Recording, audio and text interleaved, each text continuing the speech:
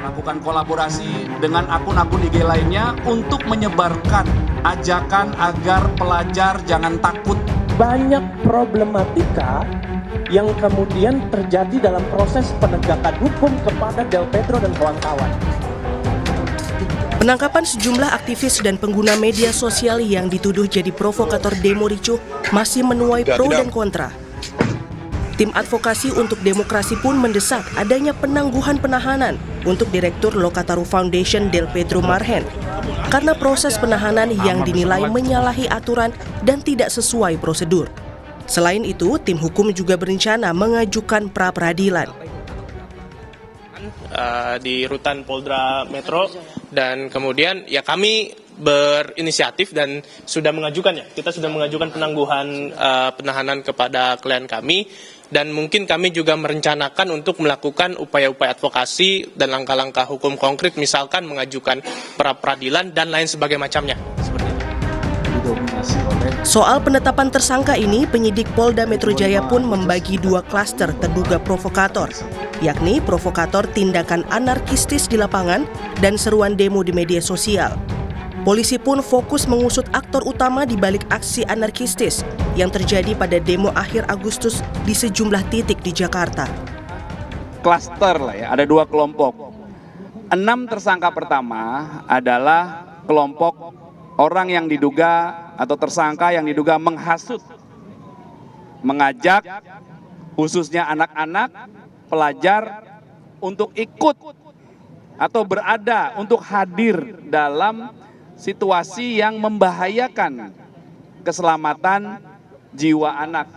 Akan mengusut tuntas aktor utama, aktor penggerak utama di balik kerusuhan. Sementara itu, pakar hukum Universitas Andalas Ferry Amsari justru menilai penangkapan aktivis dan pegiat media sosial ini terkesan dipaksakan dan terlalu sumir untuk dikategorikan sebagai sebuah tindak pidana. Bagi saya terkesan dipaksakan ya, untuk kemudian pernyataan-pernyataan di media sosial itu sebagai tindakan untuk dinyatakan sebagai penghasutan. Siapa yang menghasut, siapa yang dihasut, menurut saya terlalu sumir untuk kemudian dikategorikan sebagai sebuah tindak pidana. Ya. Apakah kemudian karena sebuah pernyataan di media sosial lalu di-like oleh seseorang dan ternyata dia dianggap sebagai menghasut? Apakah orang yang me-like itu ikut di dalam peristiwa unjuk rasa? Tak hanya Del Pedro, total polisi sudah menangkap 43 orang yang diduga menjadi provokator aksi anarkistis. Dalam demo beberapa hari lalu, diantaranya admin Wijayan memanggil Syahdan Hussein dan pegiat media sosial Laras Faizati. Proses hukum masih berlanjut dan sebagian bahkan sudah ditetapkan sebagai tersangka. Tim Liputan Kompas TV. Sementara itu, Saudara, Presiden ke-6 Republik Indonesia Susilo Bambang Yudhoyono mengatakan unjuk rasa yang terjadi pada akhir Agustus ini membuat seluruh pihak sadar pentingnya membangun negeri ke arah yang lebih baik dan menjadi amanah dalam menjalankan tugas. Untuk itu, Saudara, kedepannya dialog, kebersamaan, dan kerja keras harus dijaga untuk Indonesia yang lebih baik.